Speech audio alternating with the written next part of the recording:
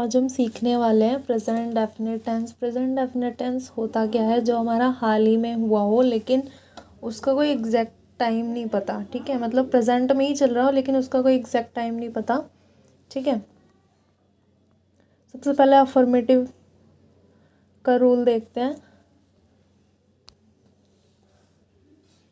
पहले आता है सब्जेक्ट, फिर वर्ब के साथ एस और ई एस, फिर आता है ऑब्जेक्ट। ठीक है, वर्ब हमारी प्लूरल फॉर्म में होती है लेकिन हमें उसको सिंगुलर बनाना पड़ता है, तो इसलिए वर्ब के साथ हम एस और ई एस लगा के उसको हम सिंगुलर फॉर्म में बनाएंगे। ठीक है, तो देखो, अगर वर्ब के लास्ट में O double S S H C H और एक्स आता है तो हमें ई एस पुट करना है, मतलब ई एस लगा देना है। ठीक है, जैसे यहाँ पे गो लिखा है तो गो के लिए गोज लगाया, मतलब कि गोज में ई एस लगा दिया। ठीक है, डू में ई एस ऐड कर दिया तो डज बन गया। ठीक, अब सेकंड रूल है इसका, अगर वाई आता है कोई भी एक्शन में तो हम वाई को हटाकर आई ई एस ऐड कर देते हैं। ठीक है, जैसे कैरी है तो कैरी का कैरीज हो गया, फ्लाई का फ्लाइज हो गया। ठीक है, if subjects are he she it name then, यहाँ पे देन होगा। ठीक है, और यहाँ पे दीज होगा। If subjects are he she it name relation then we apply these rules. जब भी subject he she it name होगा, अगर उसकी वर्ब के लास्ट में ओ आ जाए, double S S H C H और एक्स आए, ठीक है, तो हमें ई एस लगाना है वरना हमें एस लगाना है। ठीक है, तो सिंगुलर सब्जेक्ट है ही शी इट नेम। ठीक है, तो इसके लिए हमें सिंगुलर फॉर्म को बनाना पड़ेगा, सिंगुलर वर्ब की फॉर्म को बनाना पड़ेगा ना। ठीक है, वर्ब को सिंगुलर बनाना पड़ेगा। ठीक है, तो हमें यहाँ पे एस और ई एस ऐड कर देते हैं और आई वी ओ दे के साथ प्लूरल फॉर्म ही लगेगी, तो प्लूरल फॉर्म हमारी होती है वर्ब की। ठीक है, अब इसके कुछ एग्जांपल्स देखते हैं। जैसे कि इसका रूल देखो, सब्जेक्ट वर्ब के साथ एस ई एस और फिर ऑब्जेक्ट। ठीक है, तो आई राइट लेटर, मैं पत्र लिखता हूँ। आई के साथ राइट इसलिए लगा क्योंकि इसको हम प्लूरल कैटेगरी में लेके चलते हैं आई को। ठीक है, तो उसके लिए हमें वर्ब को प्लूरल ही रहने देना होगा और वर्ब हमारी प्लूरल ही रहती है। तो he goes to school, second देखो, ही गोज़ टू स्कूल, वह स्कूल जाता है, सिंगुलर है तो इसलिए हमने सिंगुलर बना दिया ई एस लगा के। वी वेट फॉर हिम, हम उसका इंतज़ार करते हैं। They play in the garden, वे मैदान में खेलते हैं। यू सिंग अ सॉन्ग, तुम गाना गाते हो। ठीक है, तो ये सारे सब्जेक्ट्स जो हैं आई वी दे यू, इनके साथ हमने वर्ब को प्लूरल ही रहने दिया। ठीक है, अब देखते हैं इसका नेगेटिव पार्ट। नेगेटिव पार्ट में हम नहीं में आंसर देते हैं या फिर हमें नहीं में आंसर मिलता है। ठीक है, उसका रूल देखो, सबसे पहले सब्जेक्ट, फिर डू और डज, फिर नॉट लगेगा, फिर वर्ब, फिर उसके बाद ऑब्जेक्ट। डज किस किस के साथ लगता है, ये सिंगुलर सब्जेक्ट्स के साथ लगता है, जो कि ही शी इट नेम और कोई भी रिलेशन होगा तब हम डज का यूज़ करेंगे, और जब सब्जेक्ट यू वी दे या फिर आई होगा तब हम डू का यूज़ करेंगे। अब इसके एग्जांपल्स देखो, रूल याद कर लेना, सब्जेक्ट डू डज नॉट, फिर डू डज, ओ सॉरी यहाँ पे डू डज नहीं लगेगा, यहाँ पे वर्ब की फर्स्ट फॉर्म लगेगी। ठीक है, subject do does plus not plus verb की फर्स्ट फॉर्म प्लस ऑब्जेक्ट।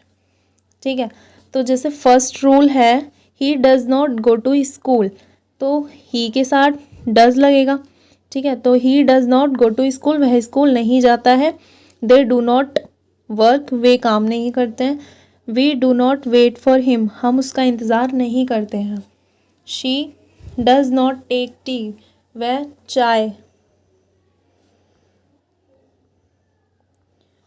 चाय नहीं पीती है। I do not go to park, मैं पार्क नहीं जाता हूँ। तो देखो यहाँ पे ही सिंगुलर है तो डज यूज़ हुआ, यहाँ पे दे प्लूरल सब्जेक्ट है तो इसलिए हमने डू लगाया। यहाँ पे भी वी प्लूरल सब्जेक्ट है तो इसलिए हमने डू लगाया। शी सिंगुलर सब्जेक्ट है इसलिए हमने यहाँ पे डज लगाया। सिंगुलर सब्जेक्ट के साथ हम डज लगाएंगे, प्लूरल सब्जेक्ट के साथ हम डू लगाएंगे, लेकिन आई के साथ हम डू ही यूज़ करेंगे यहाँ पे, ठीक है। अब देखते हैं इंटेरोगेटिव पार्ट में।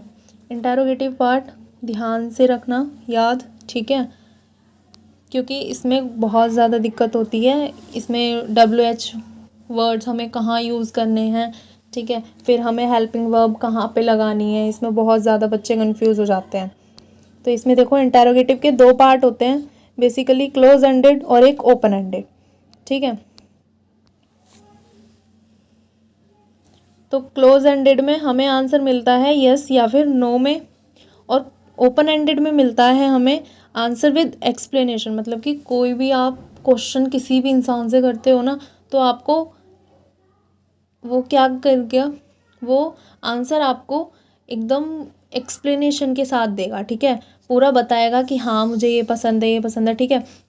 जैसे कि यहाँ पे देखो, क्या तुम क्रिकेट खेलते हो, तो यहाँ पे जैसे मैंने आपसे पूछा, ठीक है, क्या तुम क्रिकेट खेलते हो, तो आप यस या फिर नो में आंसर दोगे, ठीक है। तो ये किसका सेंटेंस हो गया, क्लोज एंडेड का, ठीक है। तुम क्रिकेट क्यों खेलते हो, तो इसमें आपको एक्सप्लेनेशन के साथ आंसर देना होगा, तो ये वाला हो गया ओपन एंडेड।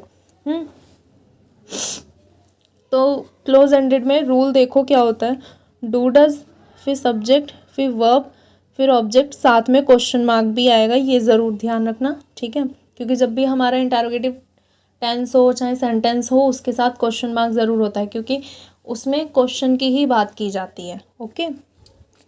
तो क्लोज एंडेड में सबसे पहले हमारी हेल्पिंग वर्ब आती है। हेल्पिंग वर्ब इसमें होती है डू और डज, ठीक है। जब भी आपसे कोई पूछे कि प्रेजेंट इंडेफिनेट की हेल्पिंग वर्ब बताइए, तो आपको डू डज बतानी है। क्लोज एंडेड के बाद फिर डू डज आ जाएगा, ठीक है। फिर इसमें सब्जेक्ट आता है, फिर वर्ब की फर्स्ट फॉर्म, फिर ऑब्जेक्ट, फिर साथ में क्वेश्चन मार्क, ठीक है।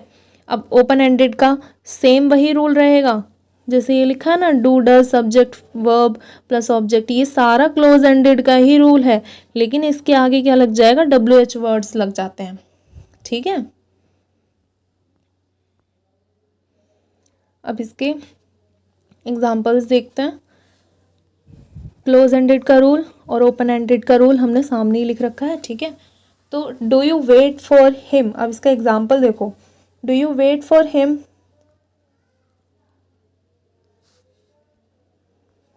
हाँ, do you wait for him, तो इसमें क्या है, क्या तुम मेरा इंतज़ार करते हो, तो इसमें आपको आंसर यस या फिर नो में मिलने वाला है, ठीक है। इसका मतलब ये कौन सा टेंस हो गया, क्लोज एंडेड टेंस हो गया, ठीक है। किसका पार्ट है, क्लोज एंडेड का पार्ट है, ठीक है।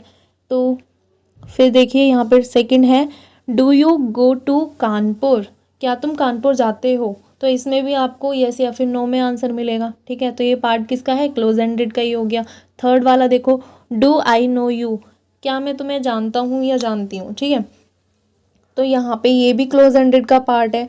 Why do you beat your brother, मारने को क्या बोलते हैं, बीट, ठीक है। क्या तुम अपने भाई को क्यों मारते हो, तो यहाँ पे वाई पहले आ गया, इसका मतलब ये कौन सा पार्ट हो गया, ओपन एंडेड पार्ट हो गया इंटेरोगेटिव का, ठीक है। तो why do you beat your brother, सबसे पहले हमारा WH वर्ड आया, फिर सेम हमारा कौन सा रूल लगा, क्लोज एंडेड का रूल लग गया, ठीक है। फिर आएगा फिफ्थ, देखो, व्हाट डज ही डू, वह क्या करता है, what does he do, what लगा पहले, फिर वही क्लोज एंडेड का रूल लग गया, तो ये ओपन एंडेड रूल बन गया, ठीक है, ओपन एंडेड का पार्ट बन गया। लास्ट है, where does he live in Delhi, वह दिल्ली में कहाँ रहता है, तो इसमें आपको किस में आंसर मिलेगा, एक्सप्लेनेशन के साथ आंसर मिलेगा, ठीक है। जो भी आप पूछोगे किसी से भी, तो वो एक्सप्लेन करके आपको आंसर बताएगा कि हाँ मैं दिल्ली में रहता हूँ, ठीक है, या मैं सबोली में रहता हूँ, जहाँ पे भी वो रहता होगा, ठीक है। तो आपको मतलब आंसर मिलेगा, ये नहीं कि आपको यस या फिर नो में आंसर मिलेगा, ठीक है। क्लोज एंडेड में क्या होता है, यस और नो में आंसर मिलता है, और ओपन एंडेड में खुल के आंसर मिलता है, ठीक है। तो आज के लिए बस इतना ही है। और हाँ, जब भी हम डेली लाइफ में इंग्लिश बोलने की कोशिश करते हैं ना, ठीक है, तो प्रेजेंट इंडेफिनिट टेंस, जैसे कि ये हमें आदत बताता है एक तरह से, ठीक है, तो हम यही रूल्स अप्लाई करके हम सेंटेंस या टेंस को बोल सकते हैं डेली लाइफ में, ठीक है, जब भी आप किसी से बात करोगे, ठीक है। आज के लिए बस इतना ही। Thank you.